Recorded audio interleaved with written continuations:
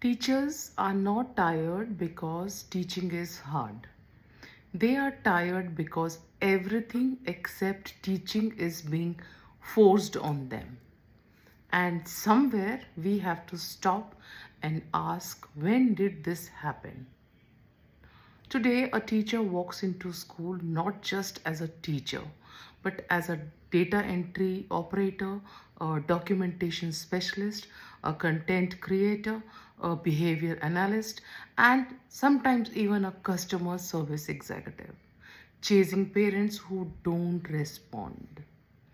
They are asked to rewrite lesson plans in formats that are barely read, fill spreadsheets that are never opened again, document behaviors that don't lead to real intervention, create teaching aids that are used once and forgotten, and then explain, justify, defend every single grade like it's a courtroom argument. And after doing all of this, we still expect them to differentiate for 25 to 30 students, manage classrooms behavior, close learning gaps, and build meaningful relationships. Let's be honest for a moment. This is not workload. This is misalignment. We have confused activity with impact. We have built systems that measure what is easy to track instead of what actually matters. A strong education system should ask one simple question: is this improving students' learning? But many systems today are asking a very different question: can we document it? Can we show it? Can we prove it?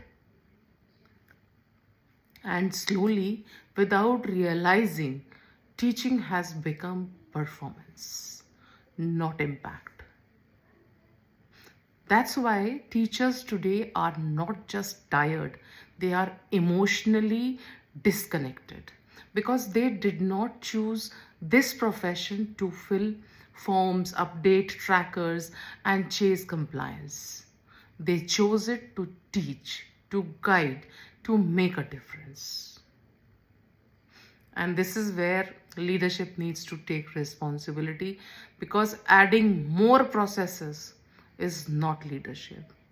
Anyone can add, but real leadership is about removing what does not matter. If I had to reset a school system today, I would not start with training. I would start with subtraction. First, protect teaching time. If a task does not directly improve what happens inside the classroom, it needs to be questioned, not later, now. Second, eliminate performative paperwork. If no one is using that data to take decisions, it should not exist at the first place, because paperwork without purpose is just pressure. Third, redefine accountability. Accountability is not how many forms were filled, how many reports were submitted, or how many charts were created. Real accountability is simple. Are students learning? Are classrooms functioning well? Are teachers mentally present and able to teach? Because when a teacher is constantly overwhelmed, you don't just lose productivity, you lose presence, and without presence, no real learning happens. So, if you are a school leader watching this, don't ask what more can we add. Ask yourself, what can we remove starting this week?